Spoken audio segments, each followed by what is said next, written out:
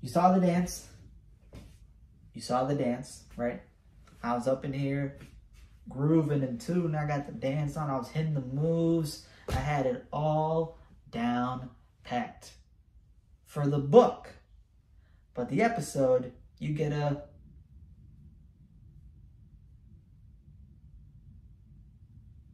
It's cool.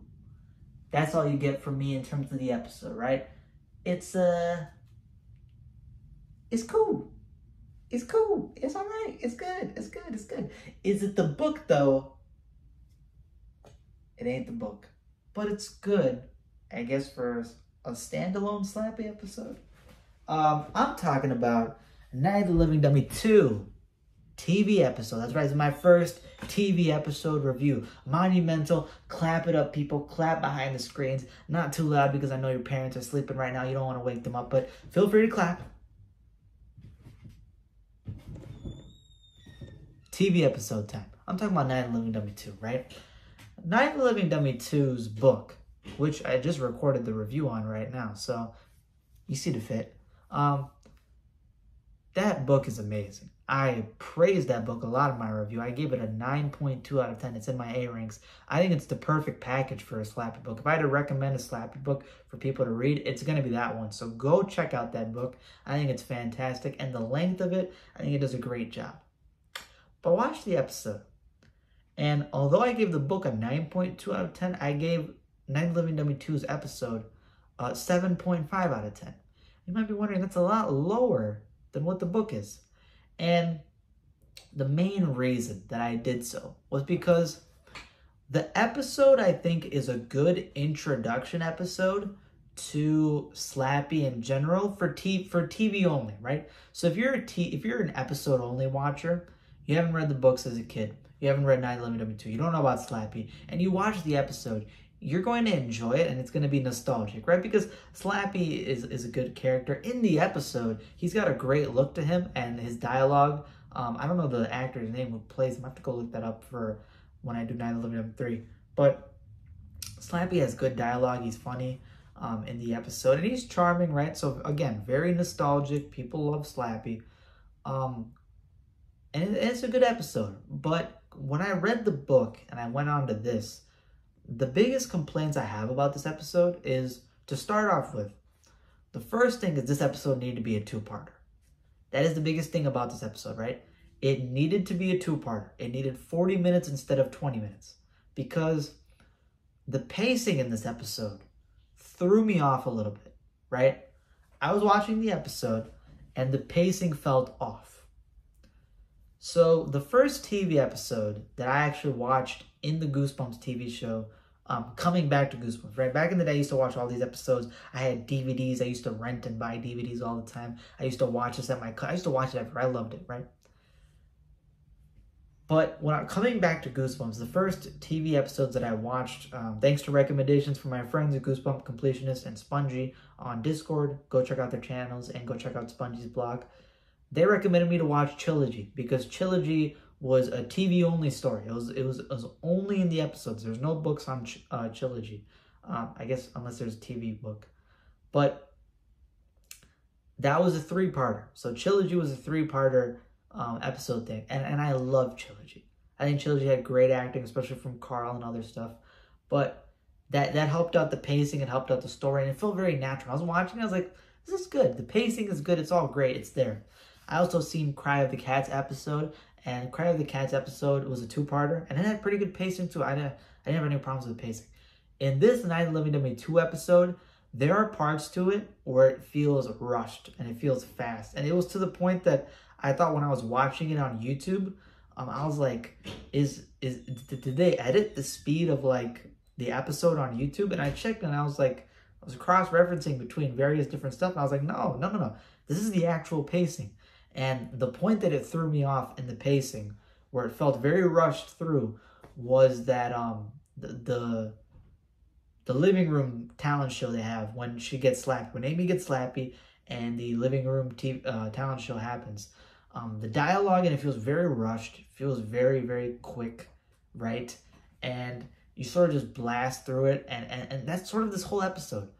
The book had a very good pacing structure in terms of building up how Amy lost her sanity, she lost her mental well-being, her emotional well-being, and you see her devolve throughout the book into this insanity because of all the stuff Slappy's doing, the way that Slappy is manipulating her. You have the whole parents where they're like, they love their daughter, they care for their daughter, but at the same time, they want to keep, you know, they want room. They offer her room for her to talk to them and they can work things out. But they're like, yo, we need to get you help. We need to get you a therapist. We need to, you know, figure out stuff. And that's repeated throughout the book, multiple points. You also get the whole thing, the dynamics between the family where like Jed, they let him get away with a lot of stuff.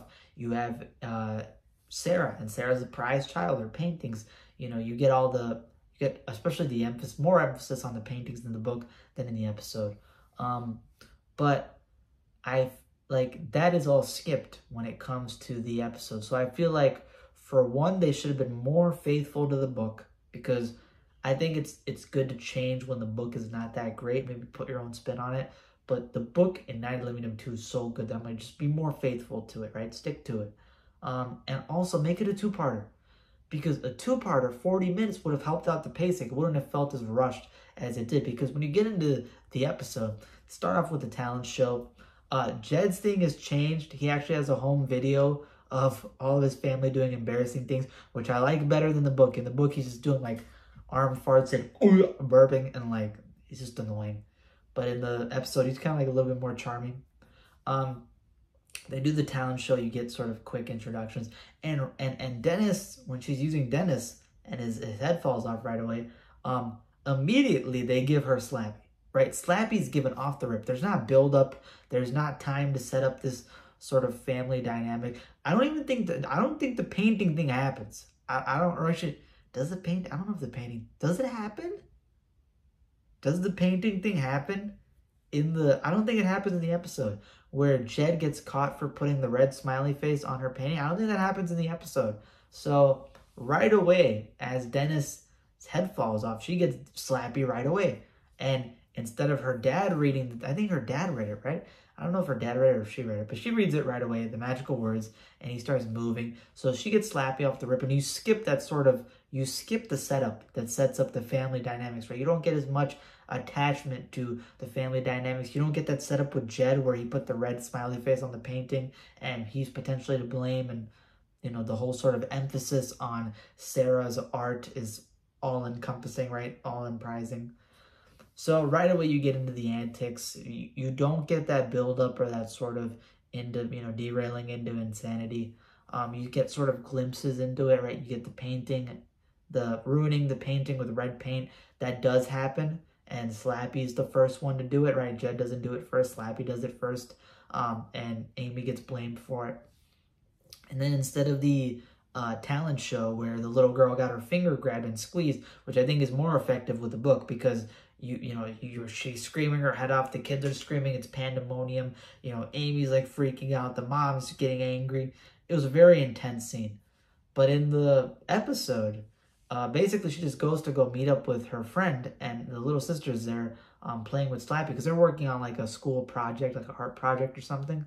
And I think like Slappy grabs the friend's, like the girl, like her friend's little sister's finger, and right away her friend comes over and tries grabbing it. They start struggling, and then as they, you know, Slappy lets go, her friend runs out. She's like, I don't want to ever talk to you again. I don't want to ever see you again. Goodbye. And she leaves.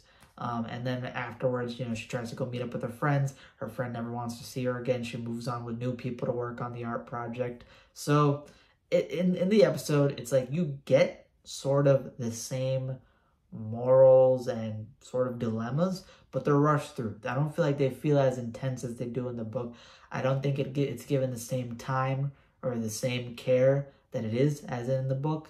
And it sort of takes away from like the fact that the book, it felt like you spent a lot of time with Amy, a lot of time with these antics and the family dynamics, and it gets you this sense of resonance with the family, and it makes a perfect package for Night of the Living Dead 2. The episode is very quick in its pacing. It feels very rushed through at certain points.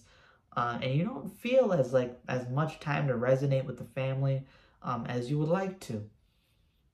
The only improvements I think this episode does is that, Jed is a little bit better. And there's a scene in the episode where basically Slappy grabs a guitar. They grab the dad's guitar, and he's about to smack the dad and smack the mom with the guitar. And then, Amy has to come in and save him. That was a scary scene. I was like, all right, props to you. And Slappy's dialogue and look in the episode all work together to make him creepy. And he's very charming. He's got good dialogue, especially towards the end with what happens. The climax in the episode also feels lackluster to the book. In the book, it's much more creepier, sort of has all this build up to it, and then you get this big reveal and you get this very heartfelt moment. In the episode, it feels very rushed through.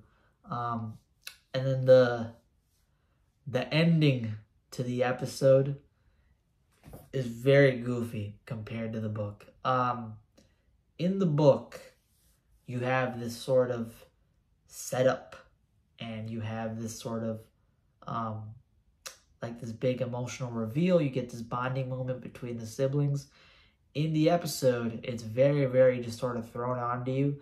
And then the ending to the episode, something similar happens, right? Actually, the exact same thing happens. But the way the episode ends is like on a much more goofier, much more ridiculous note. In the ending to the book was this sort of ambiguous kind of, what really happened?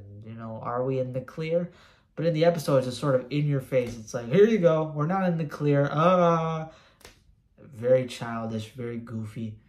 Goofy. If you watch the episode, you'll get what I mean when I say goofy. You know what I mean? That's all you need to hear. So the episode, in the long run, it is a shell, I would say, of what the book is. And that's why it gets a 7.5. As a standalone Slappy episode, you're going to remember it, you're going to have nostalgia, you'll enjoy it. But other than a few things being better, this, I think, is a shell to the book. And honestly, only a few things are improvements to the book, I would say. The way I would have fixed this is I would have made it a two-parter, and I would have made it more faithful to the book. And I think you probably would have ended up better. And actually, I'm surprised the first Slappy episode was not a two-parter, because you'd figure with how popular Slappy is and the fact that Night of the Living Dummy 1 basically saved the series from being canceled, you would figure it gets a two-parter, but no. And also, you might be wondering why Night of the Living Dummy 1 isn't an episode, and rather, why do they start with 2? But I think it's because the first book is not Slappy oriented, right? It's actually 2 dummies and 1 dummy. Mr. Wood gets a lot more focus than Slappy does. Here you get Slappy as the main villain, and honestly, the episode did what I was saying. I was saying that The Night of the Living Dummy 2 should have been the first Slappy book, and it would have off to a great start. And in the episode, the TV series was thinking that same thing. Let's start off with this one. But again, it's a shell. It's not done in the same execution as the book. Do I still recommend you watch this episode? Yes. For all of you that like nostalgia, you'll like it. But for all the new watchers, you'll like it. You'll pretty much enjoy it. You'll think it's a fine episode. And you'll like Slappy. Slappy's definitely the highlight to the episode. And also, the actress who plays Sarah, when she grew now when she's older and you see her in Grey's Anatomy, that's my heart right there, that's my heart right there. Forget Felicia, that's Snake X, forget her. This is my new girl. Is she taken? I'll be right back. Let me find this out, What's her name? Sarah from Night of the Living Dummy 2. Why is husband popping up in the search?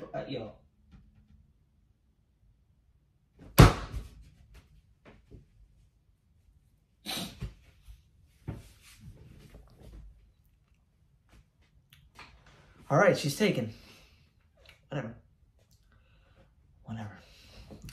Anyway, Night of the Living Dummy 2 episode. Go watch it. I'm sure you will enjoy it. Pretty good for what it is. Not as good as the book. Go check out the book. I will do a comparison video in a little bit, and I'll make it very quick because I'm pretty sure I'm going to repeat a lot of things I did in this one. But yeah, 7.5 for the episode. Pretty good. Go check it out.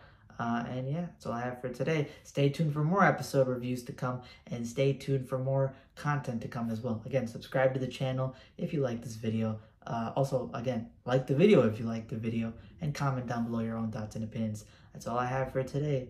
Deuces. And by the way, if any of you have the address to Sarah's actress, right? If you ever the address to her boyfriend, any socials or anything, just let me know. I just want to talk to the man. All right, I just want to talk to him. If you have any ventriloquist dummies that come to life, by the way, I'd also like to rent one, possibly. Thank you.